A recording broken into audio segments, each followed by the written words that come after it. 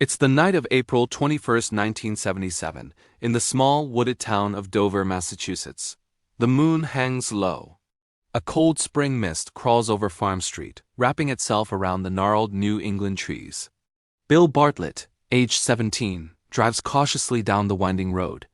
The car's headlights cut through the darkness, illuminating only the narrow path ahead.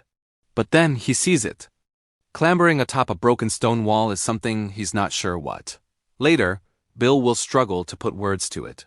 Large, glassy eyes, glowing orange, staring into his lights. A bulbous head, out of proportion to its frail, hairless body, crouched on long, spindly fingers. For a moment, the two lock eyes. Bill's hands tighten on the steering wheel. He just keeps driving, heart pounding. It's only when he pulls up to his driveway that the full strangeness hits him. He sits in the quiet for several minutes, replaying the image in his mind. Eventually, he goes inside and tells his father. The description is so vivid, so unsettling, his father encourages him to sketch what he saw. Bill does so. No nose, no mouth, just those enormous, lidless eyes, alien-like, but somehow earthy. He signs and dates the drawing. Unbeknownst to Bill, that night is only the start. Later that evening, across Dover, John Baxter is walking home. He cuts through Miller Hill Road, lost in his thoughts. The hour is late. By the time he passes through a wooded area, everything feels heavier, quieter. He rounds a corner and sees a small figure ahead, hunched and unmoving. Assuming it's someone he knows, John calls out, but there's no reply, just silence and that sense of strangeness crawling up his spine. He gets closer. The thing's limbs appear too long, its head too big. The creature scuttles down an embankment, balancing on slender fingers. John stops at the edge of the gully, staring. Two glowing eyes meet his own. For a moment, neither moves. Then, John backs away and hurries home, breathless and shaken. The next night, the pattern repeats. Abby Brabham is driving with a friend along Springdale Avenue. The headlights sweep across the road, and there, pressed against the embankment, is the same odd creature, peach-skinned, big-eyed, thin-limbed. Once more, the featureless face with its massive, unblinking eyes stares back. The pair drives on in stunned silence. 3 separate sightings. 3 independent witnesses. In the span of 36 hours, Dover, a town not known for the supernatural, is transformed. News spreads quickly. The local police chief, skeptical but thorough, takes statements and collects the original sketches. All 3 witnesses describe the same thing despite not having communicated with each other. A pale bare-skinned creature about 3 to 4 feet tall, with disproportionately large head and glowing eyes, no obvious mouth or nose, crouched low, moving on spindly fingers.